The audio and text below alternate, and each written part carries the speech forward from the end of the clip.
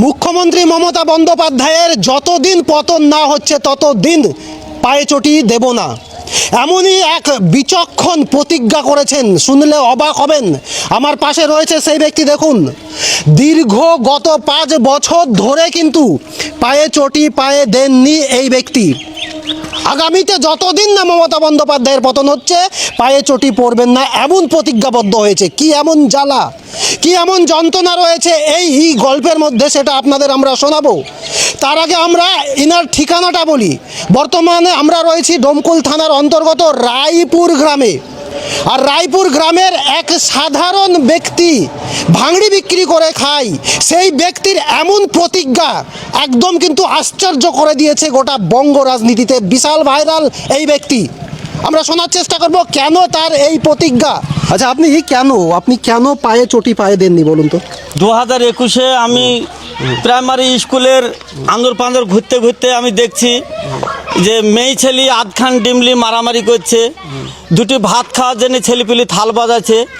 মাস্টাররা দেখছি যে টেবিলে বই থাকার কথা, যে টেবিলে পানি থাকার কথা, সেই টেবিলে মাস্টারদের পা তুলি ঘুম পাড়ছে। এবং যারা ভাত রান্ধা হয়েছে তাদেরকে ভাত রান্ধা হয়েছে, মাস্টার ডাকছে, ডাকি মাস্টার লাইন দিয়ে বস। কেউ ভাত ফেলে দিয়েছে, কেউ লাইনে থাকছে। এই হচ্ছে স্কুলের মানে পরীক্ষা কিংবা রেজাল্ট, শিক্ষার ব্যবস্থা, শিক্ষার এই হচ্ছে শিক্ষা। এর জন্যে আমার একটা মাথায় এমন একটা চক্কর হয়ে গেল যে মমতা সরকার হাওয়ায় চটি পরি পশ্চিমবাংলার মানুষকে পাগল সাজি ফেললো। শিক্ষার কোনো ব্যবস্থা নাই, শিল্পর কোনো ব্যবস্থা নাই, এর মানে কোনো ধারা নাই। এ একটাই ধারণা যে 1 তারিখে মেয়ে ছেলেকে 500 থেকে 1000, 1000 থেকে 1500, যুব ছেলেদেরকে চাকরির কোনো গল্প নাই, 4000, 5000 টাকা, এই হচ্ছে ঘোষণা। কিন্তু মমতা সরকারের এই মুগ্ধি নাই যে তোমরা স্কুলে পড়াশোনা করো, যোগ্যতা হও, আমার কাছে এসে চাকরি লাও, আমার টাকাটা নিয়ে তোমার বাবা মাকে দাও, তোমরা সুখে থাকো, এরকম কোনো গল্প নাই। ছেলেলি চপ বেচতে বলছে, কোনো সময় ঘুগনি বেচতে বলছে। এর জন্য আমি আল্লাহর কাছে আরাধনা করেছি যে এই সরকারটা যতদিন সরকার হয়ে থাকবে ততদিন আমি চটিটা পায়ে ঠাকাবো না। আপনার অসুবিধা হয় না? হ্যাঁ, আমার প্রচণ্ড অসুবিধা। খালি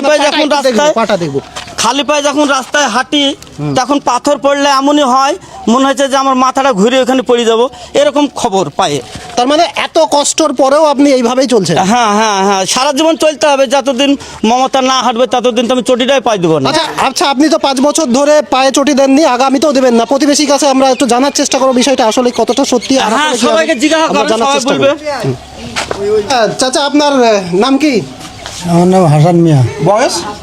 বয়স 58। আচ্ছা, মুজিবুর ইসলামকে চিনেন? চিনি মানে পায়ে চটি দেয় না, কি ব্যাপার ওনার? ওই তো কংগ্রেস পাস করলে দিব তাইছে। কতদিন থেকে দেয় না? নেয় নাই, 5-6 বছর হবে। ঠিক আছে। আজব পৃথিবীর আজব কর্মকাণ্ড কত রকম আছে তা কিন্তু বলা মুশকিল। এই আজব পৃথিবীর এই এক আজব ঘটনা আমরা আপনাদের সামনে তুলে ধরলাম। আপনারা বিষয়টা বিবেচনা করবেন। ধন্যবাদ। দর্শক, দেখলেন সত্যি হৃদয় ছুঁয়ে যাওয়ার মতো ঘটনা। আপনারা সকলে জানেন কয়েকদিন আমার শরীর অসুস্থ, আমি ঠিকঠাক মতো প্রতিবেদন ঠিক করতে পারিনি। তো আজকের একটি প্রতিবেদন আমাদের কাছে এসছে দমকল থানায়, আর দমকল বিধানসভা দমকল থানার মধ্যে এই ঘটনাটি ঘটেছে। এই ব্যক্তিটি কোনো রাজনৈতিক দলের সঙ্গে জড়িত নয়, যেটা আমরা খবর নিয়ে জানতে পেরেছি। একটি ভাঙাড়ি ব্যাপারী, যে ফেরিওয়ালা, যাকে বলা হয় ফেরিওয়ালা, তিনি বিভিন্ন এলাকায় ফেরি করতে যায়, গিয়ে স্কুলের যে শিক্ষার হার, শিক্ষার যে জাতির মেরুদণ্ড, সেটা কিন্তু তিনি বুঝতেই পেরেছে। বিভিন্ন এলাকায় তিনি ঘুরে দেখেছেন, ভাঙাড়ি ব্যাপারী ফেরিওয়ালা, শিক্ষার যে হাল দেখে এনার অনেক খারাপ লেগেছে।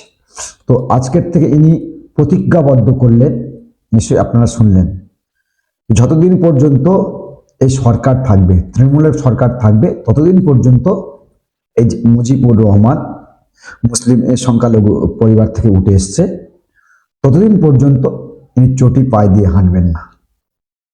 আর দর্শক, আমরা তো অনেক সময় বলি যে সরকার এটা করেছে, ওটা করেছে, মানুষের উন্নয়ন করেছে, কিন্তু শিক্ষা যে জাতির মেরুদণ্ড, সেটাকে ভেঙে ফেলার চেষ্টা করছে এবং 10% ভেঙে ফেলেছে।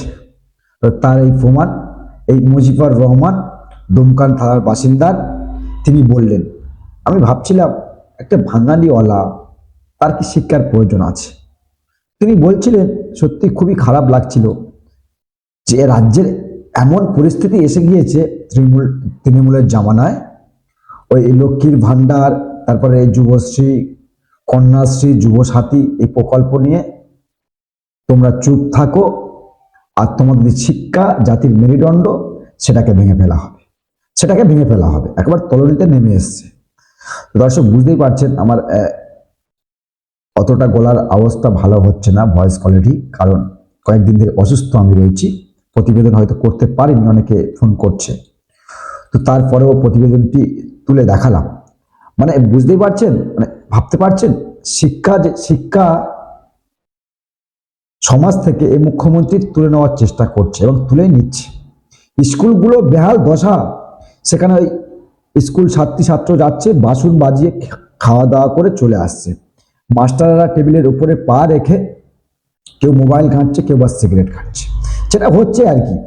তো এই ব্যক্তি তিনি প্রতিজ্ঞাবদ্ধ হলেন, ঐক্যবদ্ধ হওয়ার ডাক দিলেন, যে আজকের থেকে তিনি প্রতিজ্ঞা করলেন যে এই সরকার, বুঝতে পারছেন তো, এই তৃণমূলের সরকার যতদিন পর্যন্ত তার না পতন হচ্ছে ততদিন পর্যন্ত পায়ে স্যান্ডেল চটি পরবেন না।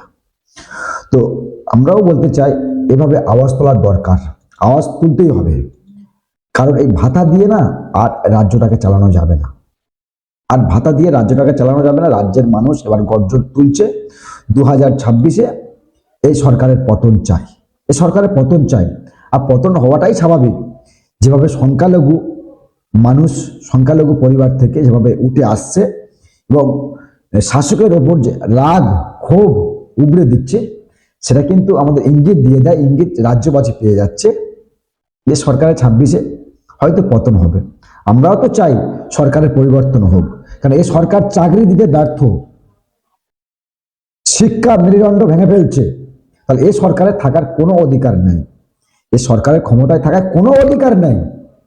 আমরাও চাইছি 2026-এ বিধানসভাকে লক্ষ্য রেখে এই সরকারের পতন হওয়া দরকার।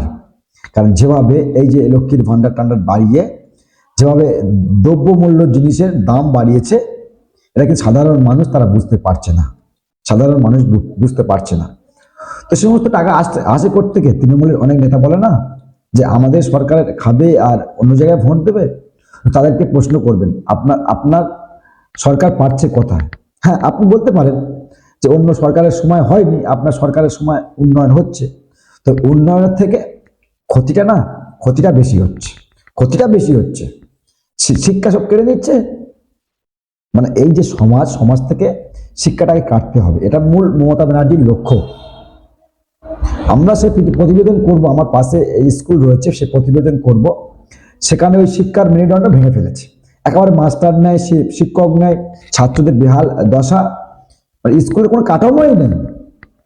হয়তো আপনারা বলতে পারেন অনেক এলাকা রয়েছে যেখানে স্কুল ব্যবস্থা ভালো রয়েছে, স্কুল কর্তৃপক্ষ তারা অনেক ভালো পরিচালনা করছে, তবে আমরাও বলছি এ সরকারের পতন আমরাও চাই। আমরাও সরকারকে আর মেনে নিতে পারছি না, কারণ এই সরকারের যা কাজকর্ম ভাতার রাজনীতি করতে চাইছে, আমরাও চাই এই সরকারের পতন হওয়াটাই দরকার। আর 26-এ সেটাই হবে। 26-এ বাংলার হিন্দু মুসলিম ঐক্যবদ্ধ হয়ে এই সরকারকে হটানোর দরকার রয়েছে। তবে আপনি কর্মসংস্থান পাবে, আপনি যোগ্য, আপনি চাকরি পাবে। দর্শক যেটা বলবেন, আর আমাদের চ্যানেলে নতুন হয়ে থাকলে চ্যানেলটি সাবস্ক্রাইব করবেন আর ভিডিওটা শেয়ার করবেন।